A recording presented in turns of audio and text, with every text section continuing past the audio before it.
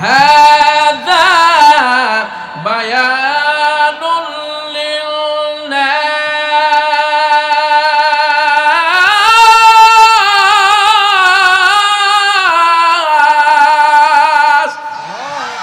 এই কোরআনটা আমি নাজিল করলাম মানুষের জন্য, এই বয়ানটা আমি দিলাম মানুষের জন্য।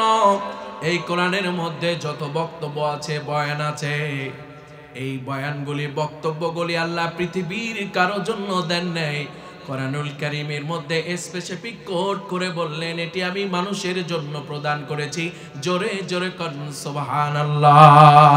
কেন নাজিল করলাম আমাদের জানার দরকার আছে না নাই? আজকে এই কোরআনটা শুনতে এসেছে ওই মানুষগুলি যাদের জন্য আল্লাহ পাক কিতাব নাজিল করলেন। নাম কি? ও নবী দেরি করবেন না, মদিনায় চলে যান। যাওয়ার সঙ্গে সঙ্গে মদিনার মানুষ খুশি হয়ে গেলেন।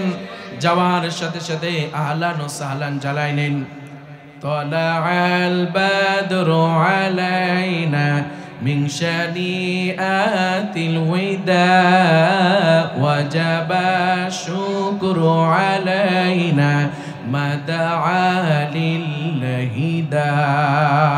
আল্লাহু আকবার। মদিনার মানুষ তাকে রিসিভ করলেন। রিসিভ করার সঙ্গে সঙ্গে সেই সময় প্রায় 70টা গোত্রের মানুষ ছিল। এক এক গোত্রের মানুষগুলি এক এক ধর্মের অনুসারী, কিন্তু তারা ইসলামকে, ইসলামের একজন বার্তাবাহককে তারা রাষ্ট্রপ্রধান হিসেবে স্বীকৃতি দিতে চায়। এই কারণেই দিতে চায়, তাদের অন্য গোত্রের মালিকগুলিকে যদি তারা দেশের প্রেসিডেন্ট বানায় তাহলে তাদের অধিকার পুনর্প্রতিষ্ঠিত হবে। এই জায়গা তাদের শঙ্কা ছিল। আর মুহাম্মদুর রাসূলুল্লাহ সাল্লাল্লাহু আলাইহি ওয়াসাল্লামকে রাষ্ট্রপ্রধান বানাইলে সকলের অধিকার পুনর্প্রতিষ্ঠা হবে। জোরে বলেন আল্লাহু আকবার। আমার ভাইয়েরা, নবগঙ্গা ও গোবিন্দপুরের মুসলমান, নবীজি সেখানে দাওয়াত দিয়েছেন, নবীজিকে সবাই গ্রহণ করেছেন। আর নবীজিকে সর্বাগ্রে সকলে প্রাণ খুলে গ্রহণ করেছেন। নবীজিকে কেউ যদি একবার দেখেছে অন্যদিকে পলক ফেলানোর সুযোগ পাই না। সুবহানাল্লাহ। এমন একজন নবী পাইলাম রে, এমন একজন নেতা পাইলাম, রাষ্ট্রপ্রধান পাইলাম, রাসূল পাইলাম। নবীর উম্মত বলে দাবি করি, কিন্তু নবীর এখন পর্যন্ত মর্যাদা দিতে পারি নাই, নবীর খাঁটি উম্মত হতে পারি নাই, নবীকে মহব্বত করতে পারি নাই। আজকে দুর্বল মহব্বতের উম্মত গুলিকে বলতে চাই, ও কলিজার টুকরা ভাইরা, বাবারা, আমার প্রাণ প্রিয় মা এবং বোনেরা, ইমানের কান ওপেন করে ভালো করে শুনুন। ওই নবীজি এমন একজন মানুষ ছিলেন সবার জন্য যিনি আদর্শ ছিলেন। ওয়ামা আরসালনাকা ইল্লা রাহমাতাল লিল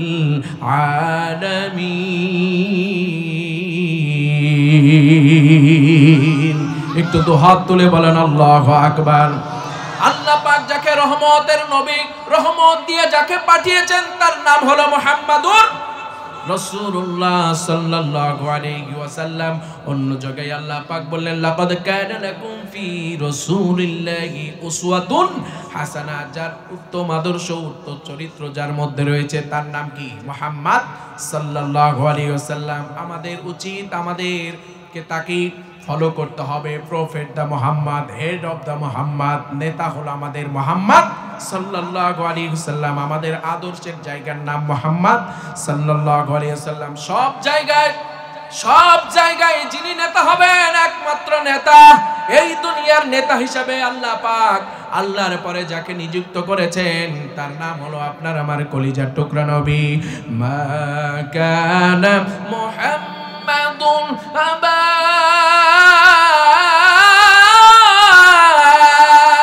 আহাদিম মির রিজালিকুম ওয়ালাকিন রাসূলুল্লাহি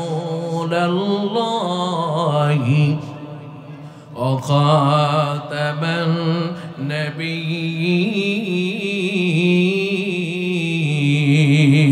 নাবিয়্যিন। একটা করে তেলাওয়াত শেষ হবে, আল্লাহু আকবারের আওয়াজ আসতে হবে না জোরে হবে? জোরে বলেন, আসতে না জোরে? আল্লাহু আকবার কেন বলবেন? আর আল্লাহু আকবার এই জবান দিয়ে কেন বলবেন? কারণ আপনার এই জবানের মালিক যিনি, তার নাম কি? আপনার এই দৃষ্টির মালিক যিনি, তার নাম কি? আপনার এই দেহের নাম যিনি, দেহের মালিক যিনি, তার নামটা কি? এখান থেকে যদি শক্তি দেন, আল্লাহর নামটা যদি মন খুলে প্রাণ উজাড় করে যদি বলতে পারেন আল্লাহ, আল্লাহু আকবার, এই দেহ থেকে সকল দেহের মধ্যে যত রোগের জীবাণু আছে, কোনায় কোনায় ঢুকে আছে, আল্লাহ পাক একটা ঝাঁকি মারার সঙ্গে সঙ্গে রোগের জীবাণুগুলি দেহ থেকে বের করে জমিনে ফেলে দেয়। চিৎকার মেরে বলুন আল্লাহু আকবার। এই জন্য আল্লাহু আকবারের আওয়াজ আসতে হবে না জোরে হবে? হবে তো? কেমন হবে দেখি তো। আমি একটা গান বলি মাঝে সাঝে, আল্লাহু আকবারের ধ্বনি আছে, আপনারা তাকবীর ধরবেন, পারবেন না? তোরা তো বীর মুসলিম খালিদ বিন ওয়ালিদ, জোরে জোরে বল সবে লিল্লাহি তাকবীর। তোরা তো বীর মুসলিম খালিদ বিন ওয়ালিদ, জোরে জোরে বল সবে লিল্লাহি তাকবীর, লিল্লাহি তাকবীর। না, আরো জোরে দিতে হবে, এটা হয় নাই ভাই, হুঙ্কার দিয়ে বলতে হবে লিল্লাহি তাকবীর। যে ঈমান বলে হলে বলিয়ান, ভয়ে কাঁপিবে কাফের বেঈমান, ঠিক না ঠিক? যে ঈমান বলে হলে বলিয়ান, ভয়ে কাঁপিবে কাফের বেঈমান, সে বলে বলিয়ান তুলে নাওয়াল কোরআন, সে বলে বলিয়ান তুলে নাওয়াল কোরআন, ভেঙে দাও বাতিলের ওই শক্তির প্রাচীর, জোরে জোরে বল সবে লিল্লাহি তাকবীর, লিল্লাহি তাকবীর। তোরা তো বীর মুসলিম খালিদ বিন ওয়ালিদ, জোরে জোরে বল সবে লিল্লাহি তাকবীর। তোরা তো বীর মুসলিম খালিদ বিন ওয়ালিদ, জোরে জোরে বল সবে লিল্লাহি তাকবীর, লিল্লাহি তাকবীর, লিল্লাহি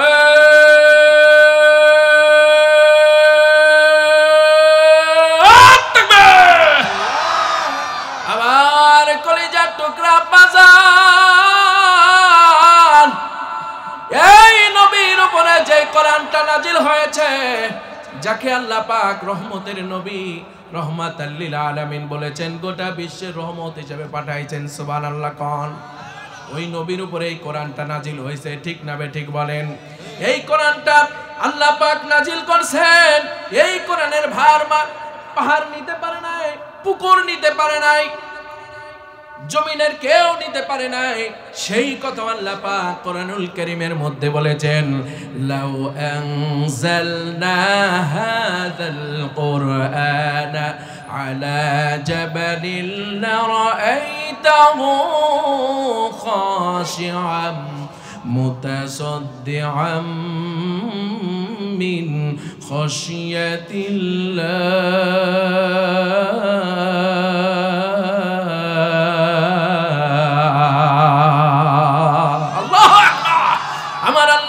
পাহাড় নিতে পারে নাই। এই কোরআনের দায়িত্ব, কোরআনটা নাজিল করলেন মানুষের উপরে, নবীর উপরে, সুবহানাল্লাহ। ও বন্ধু, কেন নাজিল করলেন জানেন না? কেন নাজিল করেছেন? এই কোরআনটা নাজিল করেছেন জানেন নাকি? জানেন না? আমার আল্লাহ পাক বললেন, হাযা বায়ানুল লিন্নাস,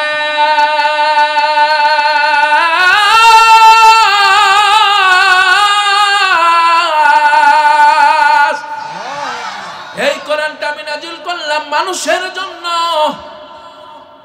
এই বয়ানটা আমি দিলাম মানুষের জন্য। এই কোরআনের মধ্যে যত বক্তব্য আছে, বয়ান আছে, এই বয়ানগুলি, বক্তব্যগুলি আল্লাহ পৃথিবীর কারো জন্য দেন নাই। কোরআনুল কারীমের মধ্যে স্পেসিফিক কোড করে বললেন, এটি আমি মানুষের জন্য প্রদান করেছি। জোরে জোরে কোন সুবহানাল্লাহ। কেন নাজিল করলাম আমাদের জানার দরকার আছে না? না, আজকে এই কোরআনটা শুনতে এসেছে ওই মানুষগুলি যাদের জন্য আল্লাহ পাক কিতাব নাজিল করলেন। নাম কি? জোরে বলেন। এই সামনের কয়েকজন ভাই ঘুমাচ্ছেন কেন? এইটা ঘুমানোর জায়গা না, জিমজিমানের জায়গা না, উঠাও যাবে না। সামনের চাচা আবার বলছে যাবি নাকি? কি ওরকম আলাপন করা যাবে না। কোরআনের ময়দানে আসছেন আর যাওয়ার সুযোগ নাই। কি বলেন, ঠিক না ঠিক? আচ্ছা, কিয়ামতের ময়দানে যদি একবার ঢুকি, আল্লাহ যদি জাহান্নামী বলে ঘোষণা দিয়ে দেয়, ওখান থেকে পালানোর এদিক সেদিক যাওয়ার কোনো সুযোগ আছে ভাই? কথা বলেন না কেন? জোরে বলেন। ওখান থেকে যাওয়ার কোনো সুযোগ নাই। কবরে গেলে একবার ওঠার সুযোগ আছে, আছে না? কবর থেকে একবার ওঠার সুযোগ আছে। সেই দিন উঠবো, উঠে যাব কোথায়? কোথায়? কিয়ামতের ময়দানে। এছাড়া বাড়িতে আসার কোনো সুযোগ নাই। চাচা আছে? জোরে বলেন আছে? সুতরাং ভালো করে শুনুন, এখানে যারা আসছেন সবাই সৌভাগ্যবান। সুবহানাল্লাহ কোন? ওই সৌভাগ্যবানদের উদ্দেশ্যে আমার আল্লাহ পাক বললেন, কেন কোরআনটা মানুষের উপরে নাজিল করলাম, এই বক্তব্যটা কেন দিলাম? আল্লাহ পাক বললেন, মাউইযাতুল লিল মুত্তাকিন।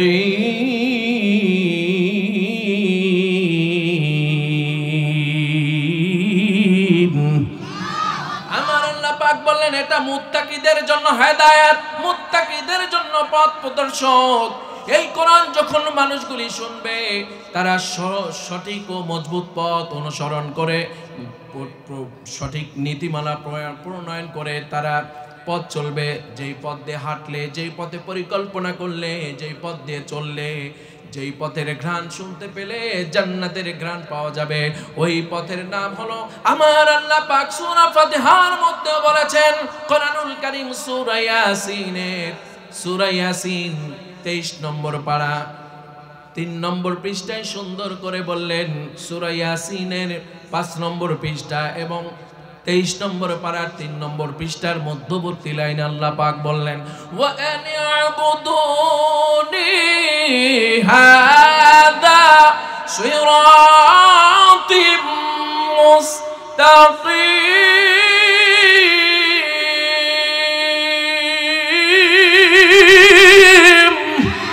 আমার আল্লাহ পাক বললেন, এই পথে যদি তোমরা সঠিকভাবে ইবাদত করতে পারো, আমার গোলামি করতে পারো, এই পথটাকে যদি সুন্দরভাবে তোমরা অনুকরণ করতে পারো, কতদিন পর্যন্ত? সুম্মাস্তাকামু, মৃত্যুর আগ মুহূর্ত পর্যন্ত যদি তোমরা শক্ত মজবুত করে ধরতে পারো। কেমনে ধরবা? আমার আল্লাহ পাক শিখিয়ে দিলেন, ইন্নাল্লাযীনা ক্বালু রাব্বুনাল্লাহ, নিশ্চয় যারা মৃত্যুর আগ মুহূর্ত পর্যন্ত এইটাকে ফলো করতে পারবে, এটাকে অনুসরণ করবে, আর মনে মনে স্বীকৃতি দিবেন আল্লাহ ছাড়া কেউ নাই, আল্লাহ ছাড়া কোনো মালিক নাই, বিধানদাতা নাই, রিজিক দাতা নাই, সম্মান দাতা নাই, ক্ষমতা দাতা নাই, হায়াতের মালিক, মৌতের মালিক, বিবির মালিক, বাচ্চার মালিক, বাবা মার মালিক, এলাকার মালিক, বাংলাদেশের মালিক, সারা বিশ্বের মালিক কে? একটু জোরে বলেন না কে? এখন সারা বিশ্বের মালিকের কথা যদি আমেরিকায় গিয়ে বলা হয়, আমেরিকার মানুষেরা বলবে সারা বিশ্বের মালিক হলো চীন না, রাশিয়া না, বাংলাদেশও না, ইন্ডিয়াও না, আমেরিকা। কথা বলে না? সারা বিশ্বের মালিক ওরা বলে কি? আমরা আমেরিকা। ঠিক না বেঠিক? যদি বলা হয় সারা বিশ্বের সুপার পাওয়ার কাদের হাতে, তারা বলবে আমাদের হাতে। কিন্তু আমার আল্লাহ বললেন, আলা লাহুল খালকু ওয়াল আমর তাবারাকাল্লাহু রাব্বুল আলামিন।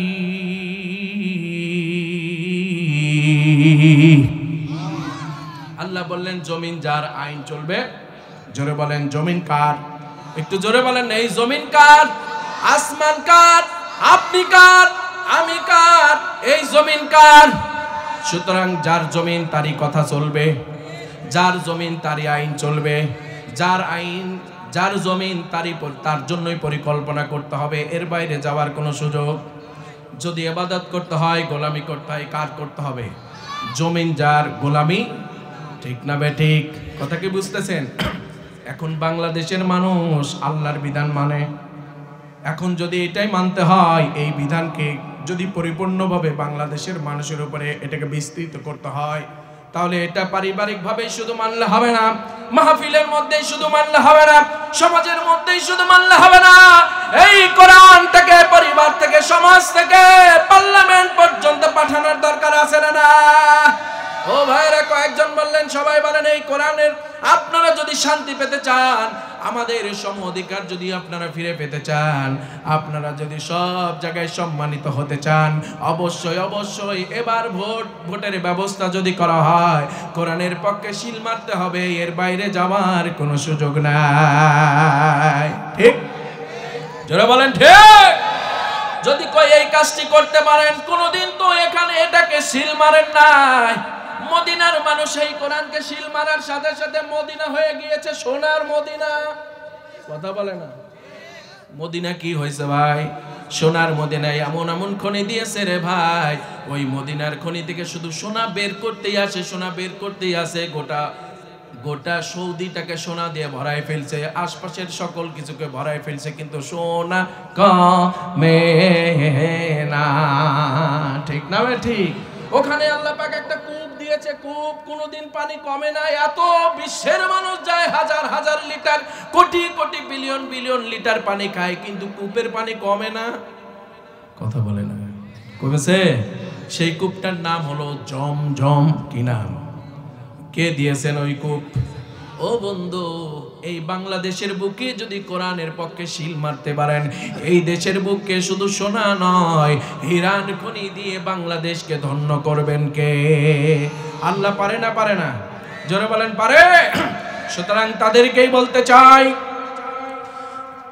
আজকের এই মাহফিল যারা শুনতে এসেছি, আজকের এই মাহফিলের আয়োজন যারা করেছি, সবার উদ্দেশ্যে বলতে চাই, আগামীর বাংলাদেশ হলো কোরআনের বাংলাদেশ, আগামীর বাংলাদেশ হলো ইসলামের বাংলাদেশ, আগামীর বাংলাদেশ হাফেজদের বাংলাদেশ, আগামীর বাংলাদেশ মাদ্রাসার বাংলাদেশ, আগামীর বাংলাদেশ আলেমদের বাংলাদেশ। আলেমরা যদি ডাক দেয়, 5 আগস্টের মতো ছাত্ররা যেইভাবে ডাক দিয়েছিল, আমরা সঠিকভাবে কাঁধে কাঁধ মিলিয়ে যেভাবে সাপোর্ট করেছিলাম, ময়দানে ছিলাম, আবারও যদি ডাক দেওয়া হয়, এই কোরআনের পক্ষে ঝাঁপিয়ে পড়ে কোরআনের আন্দোলনে শামিল হয়ে কোরআনের রাজ কায়েম করবার জন্য যদি ডাক দেওয়া হয়, ওই মিছিলে শামিল হতে কারা কারা রাজি আছে মুসলমান? এই মুহূর্তে দুহাত তুলে আমার আল্লাহকে দেখায় দাও। ঠিক না বেঠিক? এটা তো স্পষ্ট। এবার আসেন, এই কোরআন বলতেছে এই পৃথিবীর বুকে বাপের সাথে সন্তানের সম্পর্ক ভালো। কি বলেন? মায়ের সাথে সন্তানের সম্পর্ক ভালো, স্ত্রীর সাথে স্বামীর সম্পর্ক ভালো, আত্মীয় স্বজনের সাথে আত্মীয় স্বজনের সম্পর্ক ভালো, এইটা করার সুযোগ আছে। ভাইয়ে ভাইয়ের সম্পর্ক ভালো, ভাই ডাকলে ভাইকে পাওয়া যায়, এলাকার নেতাকে ডাকলে কর্মীরা পায়, কর্মীরা ডাকলে নেতাকে পায়। ঠিক না ঠিক বলেন? এই দুনিয়ার এই সুযোগটা আছে, এই সুযোগটা আল্লাহ পাক দুনিয়ার জন্যই করছেন, কিন্তু এইটা কবর হাসরে চলবে না। আখিরাতের সিস্টেমটা একেবারেই ভিন্ন। ঠিক না ঠিক? আসলেই যে ঠিক জানতে হবে তো। আমি হুমায়ুন আহমদের জবান দিয়েই আল্লাহ পাক আপনাদের শোনাবেন। আলহামদুলিল্লাহ কোন? এটি আমার কথা না, কথা কার? আরো জোরে বলেন, কথা কার?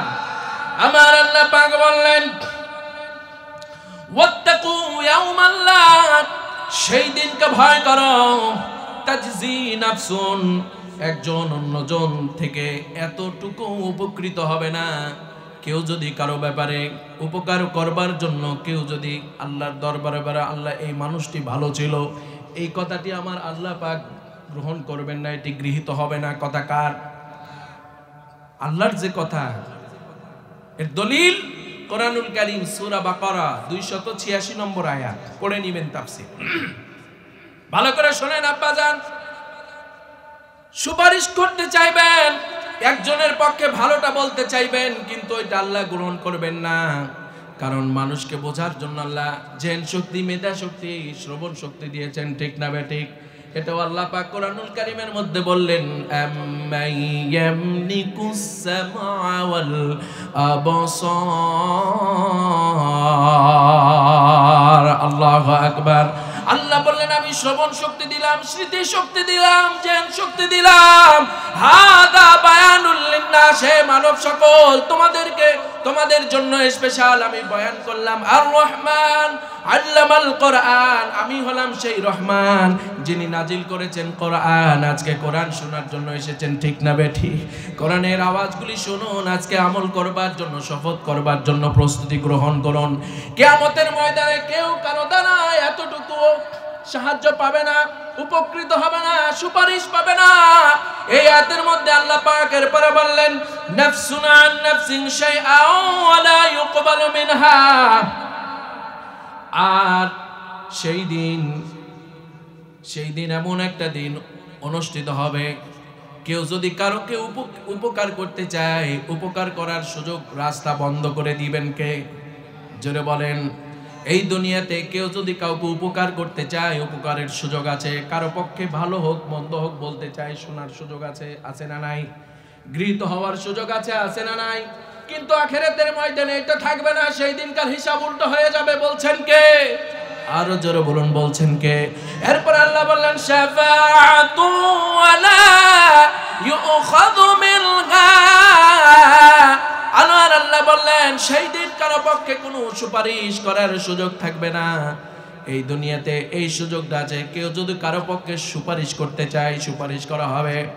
আদালতে কেউ যদি পরীক্ষা দিতে চায়, কোর্টে চাকরি করবে, নিয়োগ বিজ্ঞপ্তি দেওয়া হয়েছে। আমার বড় ভাইকে যদি বলে, ভাই এলাকার মানুষ সন্তান, আপনি তো বড় পদে আছেন, আমার ছেলেটা চাকরি পাবে, অ্যাপ্লিকেশন করেছে, ভালো ছাত্র, একটু সুপারিশ করেন, কাজ হয়ে যেতে পারে। কথা বুঝেন নাই নাকি? ঠিক না বে ঠিক? এই সুযোগ দুনিয়াতে আছে, কিন্তু আখিরাতে নাই। কে বলছে? মনোযোগ দিয়ে শুনেন আব্বাজান, এই সুযোগ দুনিয়াতে আছে, আখিরাতে নাই। এরপরে আল্লাহ পাক বললেন, ওয়ালা ইউখাযু মিনহা আদলু ওয়ালা হুম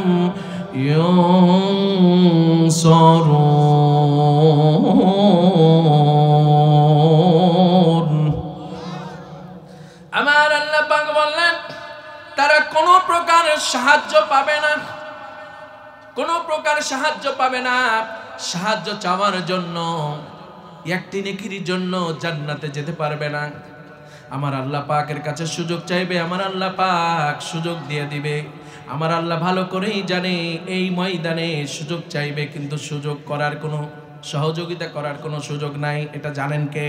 কারণ এই কথা এই দুনিয়ার বুকে আজ থেকে 1500 বছর আগে নবীর মাধ্যমে জানিয়ে দিয়েছেন কে? ও বন্ধু, কিয়ামতের ময়দানে সুপারিশের কোনো সুযোগ থাকবে না, সাহায্যের কোনো সুযোগ থাকবে না। আপনার পক্ষে কেউ কিছু বলতে চাইলে সেটাও গ্রহণ করা হবে না, গৃহীত হবে না। এজন্যই আল্লাহ পাক আমাদেরকে সতর্ক করে বললেন, শোনো শোনো, সেই দিন এমন একটা ময়দান অনুষ্ঠিত হবে, এমন একটা ভয়াবহ ময়দান অনুষ্ঠিত হবে। সেই দিন মানুষের বিচার কার্যক্রম সম্পাদন করা হবে। সবাই দৌড়াদৌড়ি করবে, ইয়া নাফসি ইয়া নাফসি, আমার কি হবে, আমার কি হবে। সবাই পাগল পারা হয়ে যাবে, দিক বিদিকে ছোটাছুটি করবে। সন্তান একটি নেকির জন্য জান্নাতে যেতে পারবে না, বাবা একটি নেকির জন্য জান্নাতে যেতে পারবে না, মা একটি নেকির জন্য জান্নাতে যেতে পারবে না, চাচা একটি নেকির জন্য জান্নাতে যেতে পারবে না, দাদা দাদি নানা নানি মামা মামি চাচা চাচি খালা খালু ফুফা ফুফি একটি নেকির জন্য জান্নাতে যেতে পারবে না, এলাকার ময় মুরব্বি জান্নাতে যেতে পারবে না। সবাই একটি নেকির জন্য, আত্মীয় স্বজন এলাকার মানুষ, সন্তান বাবার দিকে দৌড়াবে, বাবা সন্তানের দিকে দৌড়াবে, মা স্বামীর দিকে দৌড়াবে, স্বামী মায়ের তার স্ত্রীর দিকে দৌড়াবে, বাবা সবাই সবার দিকে দৌড়াবে। আমার আল্লাহ সুযোগ দিবে, একটা নেকি যদি পাও, একটি নেকি যদি তোমরা আনতে পারো, তাহলে আমি আল্লাহ তোমাদের জান্নাতে যাবার সুযোগ নিশ্চিত করে দিব। জোরে কোন সুবহানাল্লাহ। কিন্তু সেই দিন আর এইরকম সুযোগ পাওয়া যাবে? জোরে বলেন, যাবে? সেই কথা আল্লাহ পাক কোরআনুল কারীম সূরাতুল আবাসার শেষ দিকে বললেন, ইয়াউমা ইয়াফিরুল মারউ মিন আখিহি ওয়া উম্মিহি ওয়া আবিহি ওয়া সাহিবাতিহি ওয়া বানি লিকুল্লি ইমরিইম মিনহুম ইয়াউমাইদিন শাআনুন ইউগনি। চিৎকার মেরে বলুন আল্লাহু আকবার। আর একটু জোরে বলেন আল্লাহু আকবার। ভাইজানরা আমার, কলিজার টুকরা মুসলমান, একটি নেকির জন্য সন্তানের দিকে দৌড়াবে, সন্তান একটি নেকির জন্য বাবার দিকে দৌড়াবে, সন্তানকে দেখে বাবা অন্যদিকে মুখ ফিরায় পলায়ন করবে, মা সন্তানকে দেখে অন্যদিকে পলায়ন করবে রে। আত্মীয় স্বজনকে দেখে অন্যদিকে মুখ ফিরায় পলায়ন করবে, সন্তানও বাবা মাকে দেখে অন্যদিকে পলায়ন করবে। কেউ কাউকে সাহায্য করবে না, সুপারিশ করবে না, সবাই ক্ষতিগ্রস্ত হয়ে পড়বে। একটি নেকি না পেয়ে যদি জাহান্নামে চলে যায়। একবার কি চিন্তা করো না মুসলমান, এই দুনিয়ার সময়গুলি আমি নষ্ট করছি, এই দুনিয়া উল্টা পাল্টা চিন্তা করে, উল্টা পাল্টা পরিকল্পনা করে সময় নষ্ট করছি। এই দুনিয়াতে আল্লাহ পাক সুযোগ দিয়েছেন জান্নাতে যেতে হলে নিশ্চিতভাবে এই দুনিয়ায় ভালো পরীক্ষায় অংশগ্রহণ করতে হবে। এই দুনিয়া হলো পরীক্ষার জায়গা, আর পরীক্ষা দিয়ে ভালো পরীক্ষার্থী হিসেবে, জান্নাতি পরীক্ষার্থী হিসেবে নিজেদেরকে প্রস্তুত করতে হবে, প্রেজেন্টেশন করতে হবে, উপস্থাপন করতে হবে। পৃথিবীর কোনো বাচ্চার কাছে নয়, রাষ্ট্রপতির কাছে নয়, নিজেকে উপস্থাপন করতে হবে কার কাছে? আরো জোরে বলেন কার কাছে? আমার আল্লাহ পাক বলেন এটি আমি দেখতে চাই। কেন দেখতে চাই? তোমরা ছিলে জান্নাতে, এখন তোমরা আছো দুনিয়ায়। তোমাদের যদি মিশন হয় জান্নাত, তোমাদের যদি টার্গেট হয় জান্নাত, আমি জান্নাতে তোমাদের দিতে চাই, এটিও আমার ঘোষণা। সুতরাং এই দুনিয়া হলো পরীক্ষার জায়গা, এখানে ভালো পরীক্ষা না দিতে পারলে জান্নাতের সার্টিফিকেট পাওয়া সম্ভব নয়। ঠিক না বে ঠিক?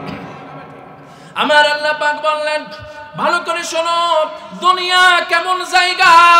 আমার আল্লাহ বললেন আল্লাযী খালাকাল মাউতা ওয়াল হায়াতা লিয়াবলুয়াকুম আইয়ুকুম আহসানু আমালা ওয়া হুয়াল আজিজুল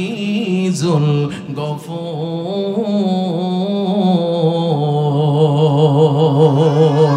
দুহাত তুলে বলেন আল্লাহু আকবার, আরো জোরে বলেন আল্লাহু আকবার। আল্লাহ বললেন ভালো করে শুনুন, দুনিয়া হলো পরীক্ষার জায়গা। লিয়াবলুয়াকুম আইয়ুকুম আহসানু আমালা, আমলের দিক থেকে কে সর্বোত্তম হতে পারে, ভালো আমল করে কে জান্নাতটাকে ক্রয় করে নিতে পারে। এই বান্দাগুলিকে খুঁজতে খুঁজতে ঘোষণা দিয়ে দিলেন, খুঁজে পেলে জান্নাত, যেরকম সুবহানাল্লাহ, খুঁজে পেলে জান্নাতি ঘোষণা দিয়েছেন কে? তাহলে আল্লাহর প্রেমে পড়ার দরকার আছে না নাই? আল্লাহর নির্দেশনা মানার দরকার আছে না নাই? আল্লাহর কাছে সাহায্য যদি চাইতে হয় পৃথিবীর কোনো নেতা নেত্রীর কাছে নয়, সাহায্য চাইলে চাইতে হবে কার কাছে? আরো জোরে বলেন কার কাছে? আমরা কি আল্লাহর কাছে সাহায্য চাই? বিপদে পড়লে ডাক্তার আমার ছেলেটা 3 মিনিট নাই, এক্ষুনি ঠিক করে দেন, কথা বলে না। ডাক্তারের কোনো সুযোগ আছে ঠিক করে দিতে পারে? পা যদি ভালো না হয় কবিরাজের কাছে যায়, অমুক কবিরাজের কাছে, ডবল হাজির কাছে গেলে পা ভালো হয়ে যাবে। জোড়া লেগে যায়, মরে গেছে না, আল্লাহ ওনাকে মাফ করুন, জোরে আমিন। কেউ পারে না, এই সুযোগ কারো নাই। যিনি ভাগাকে যুক্ত করতে পারেন, সমস্যা যিনি দূর করতে পারেন, মুসিবত যিনি ওঠাই দিতে পারেন, সম্মান যিনি বাড়ায় দিতে পারেন, ক্ষমতার চেয়ারে যিনি বসাইতে পারেন, তার নামটা কি? খেয়াল করে শোনেন আব্বাজান ভাইয়েরা, তাইলে ভালো পরীক্ষার্থী হিসেবে আমাদেরকে চলাফেরা করতে হবে। আর আমরা যদি জান্নাতে যেতে চাই, জান্নাতি কর্মগুলি, প্ল্যানগুলি বাস্তবায়ন করা লাগবে। ঠিক না বেঠিক? আল্লাহ পাক বললেন এজন্যই তো আমি দুনিয়ার বুকে তোমাদেরকে হায়াত দিয়েছি। কি দিয়েছি? হায়াত দিয়েছি। এখন বলেন তো দেখি, এই দুনিয়াতে 2টা নিয়ামত প্রাপ্ত হবে মানুষ, একটা হলো হায়াত, 2 নম্বর হলো মউত। আচ্ছা বলেন তো দেখি, এখন আমরা যারা বসে আছি আমরা কোনটা পাইছি, হায়াত না মউত? এখন যারা বসে আছি এখন আমরা কোনটা পাইছি, হায়াত পাইছি না মউত পাইছি? আচ্ছা ভাই, মউত পাইলে দুনিয়াতে থাকার কোনো সুযোগ আছে?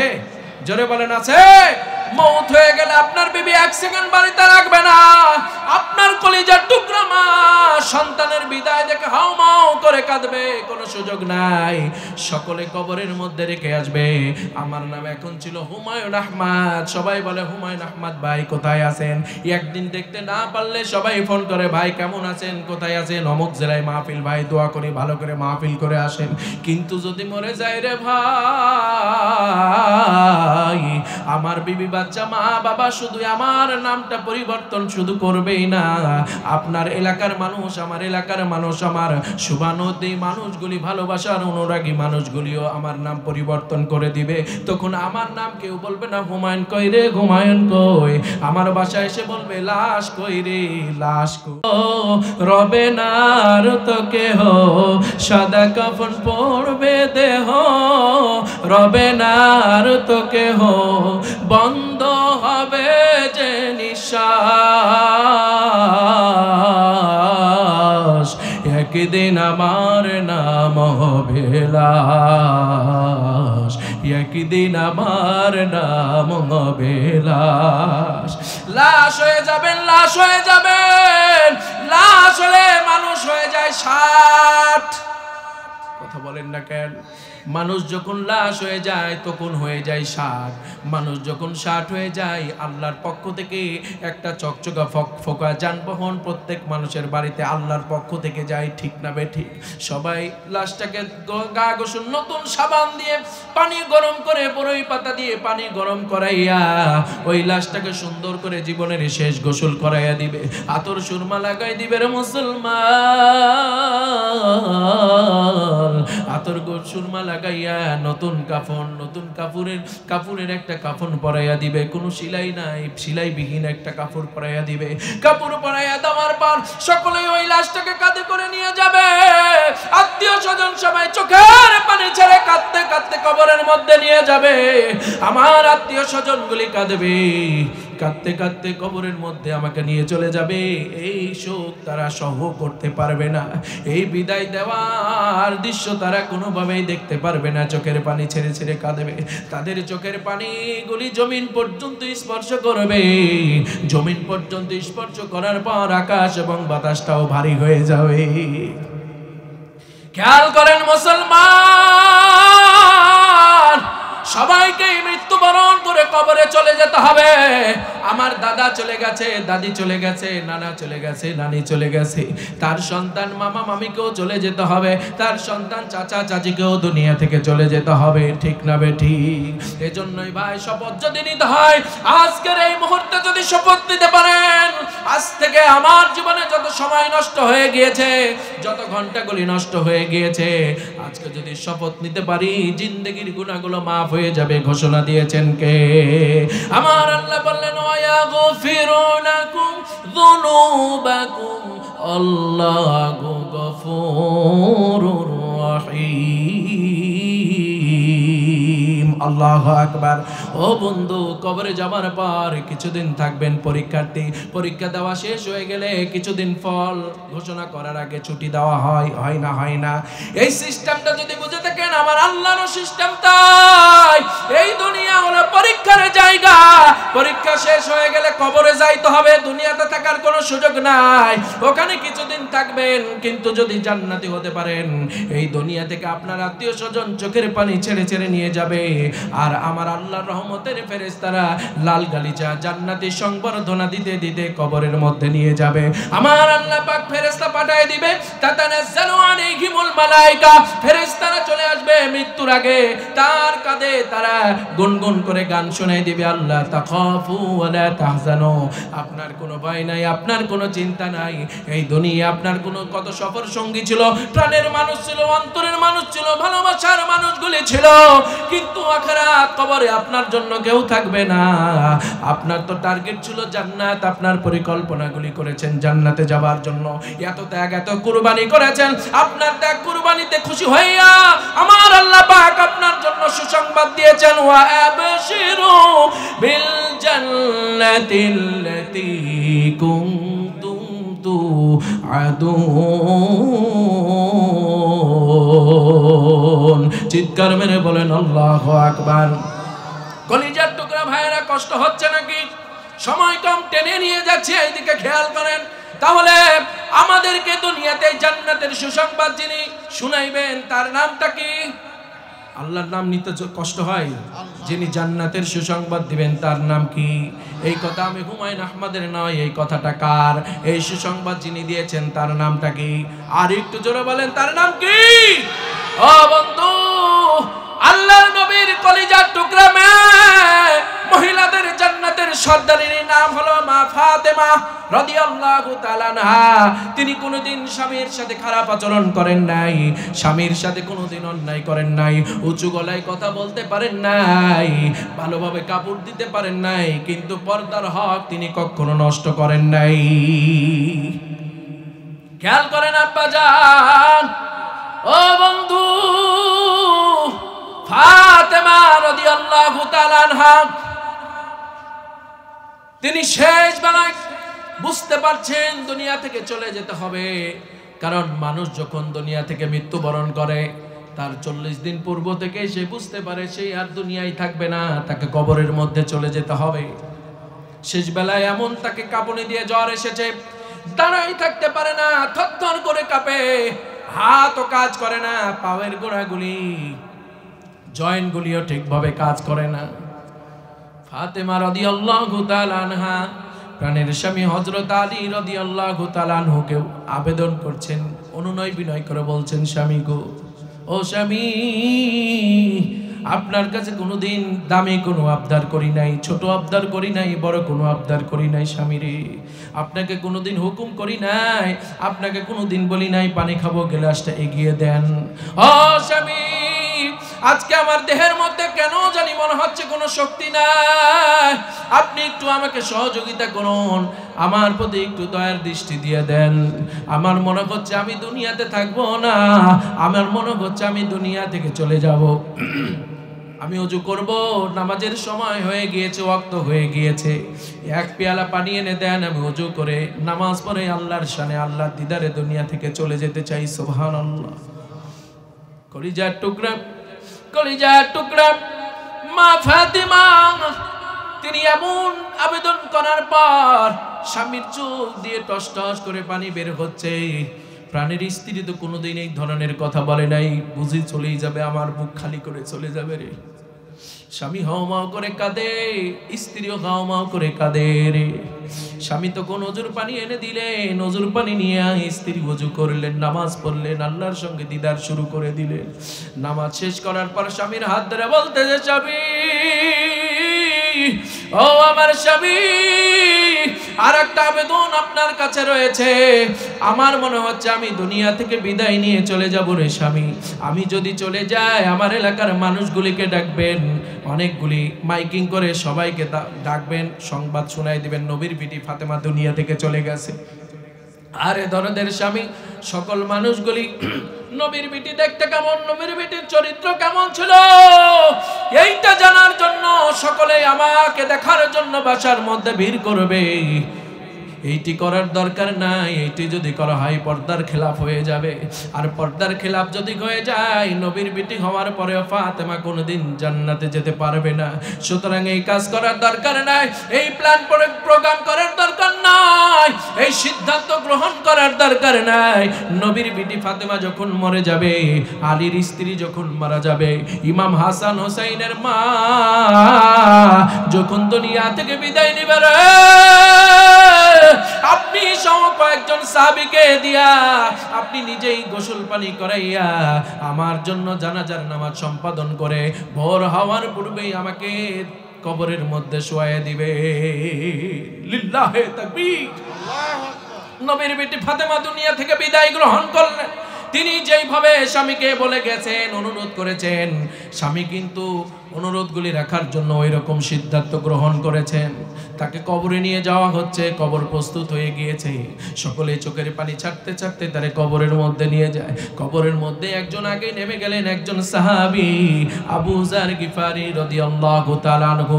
তিনি কবরে নেমে গেলেন। কবরে নেমে যাওয়ার পর কবরকে প্রশ্ন করছেন, কবর রে, ও কবর, তোর বুকে অনেককে শোয়াই দিয়েছি রে কবর, আজকে কারে শোয়াইতে এসেছি তুই কি জানিস? তুই কি জানিস আজকে যিনি যাকে আমরা তোর মাঝে শোয়াইতে এসেছি তিনি হলেন শেরে খোদা, নবীর প্রিয় জামাতা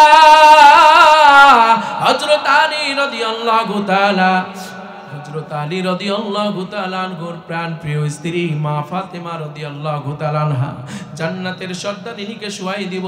খবরদার কবর, খবরদার কবর, মা আমিনার মা ফাতেমার সাথে খারাপ ব্যবহার করবি না। কবর থেকে কোনো জবাব নাই।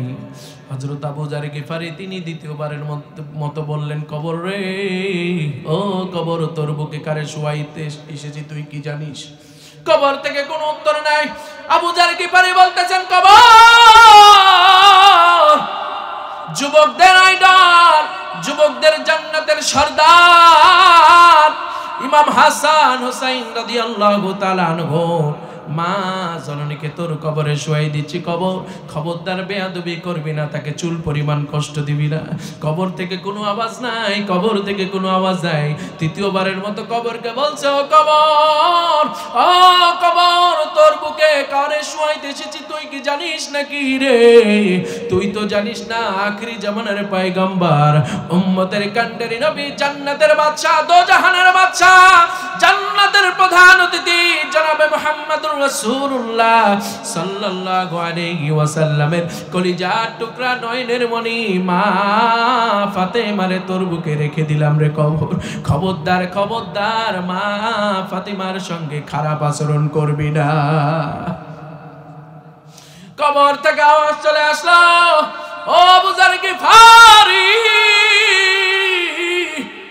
আমি নবীর বিটি, আমি এমন এক কবর, আমি নবীর বিটি ফাতেমারে চিনি না, শেরে খোদা হযরত আলীর স্ত্রীরে চিনি না, জান্নাতি যুবকদের সরদার ইমাম হাসান হুসাইন রাদিয়াল্লাহু তাআলা আনহুর মারে চিনি না।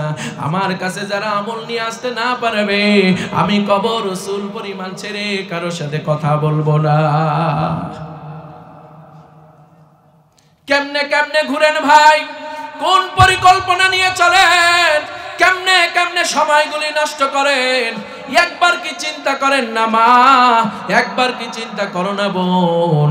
আজকে মা বোনরা যেই রকম পর্দা করে, এটা পর্দা হয় না, এরা করে বোরকা। কথা বলেন ঠিক না বে ঠিক? আল্লাহ বলেছেন পর্দা করতে, ওরা মানে বোরকা। এই বোরকার নাম, বোরকার ডিজাইন করেছে হলো ইরান। কারা কারা? ইরান। এজন্য মা বোন আপনারা আলোচনা শুনতেছেন, আপনাদেরকে করতে হবে বোরকা। আজ থেকে পরিপূর্ণ পর্দা যেন করতে পারেন, বোরকা বাদ দিয়ে যেন পরিপূর্ণ পর্দা করতে পারেন। যেইভাবে পর্দা কায়েম করেছেন নবীজির কলিজার টুকরা মেয়ে মা ফাতেমা রাদিয়াল্লাহু তাআলা আনহা, আপনারা যদি তার উত্তরসূরি হতে পারেন, আপনারাও তার সঙ্গে জান্নাতের মধ্যে বসবাসের সুযোগ পাবেন। যেরকম সুবহানাল্লাহ। ওগো মা, তুমি এই ধরনের শ্রেষ্ঠ নিয়ামত, তোমারই পদতলে রয়েছে জান্নাত। ওগো মা, তুমি এই ধরনের শ্রেষ্ঠ নিয়ামত, তোমারই পদতলে রয়েছে জান্নাত। এই পৃথিবী থাকতে ওগো ফুল পাখি, এই পৃথিবী থাকতে ওগো মায়া মহিন, যদি না পেত মায়ের মায়ারি ঘাত, যদি না পেত মায়ের মায়ারি ঘাত। ওগো মা, তুমি এই ধরনের শ্রেষ্ঠ নিয়ামত, তোমারই পদতলে রয়েছে জান্নাত। মারহাবা বলেন, মারহাবা। কোরআনে আল্লাহ তাআলা তারই পরে মা বাবার কথা দিলেন, তাদের প্রতি সদা ইহসান তরে, ইহসান তরে। তাদের খুশিতে যে আল্লাহর সন্তোষ। আল্লাহু আকবার বলেন। তাদের রাগে তেরা হই যে অসন্তোষ, খোদারি রহম তারা এ ধরাই দরকার, খোদারি রহম তারা এ ধরাই বরকত। ওগো মা, তুমি এই ধরনের শ্রেষ্ঠ নিয়ামত, তোমারই পদতলে রয়েছে জান্নাত। ওগো মা, তুমি এই ধরনের শ্রেষ্ঠ নিয়ামত, তোমারই পদতলে রয়েছে জান্নাত। আল্লাহুম্মা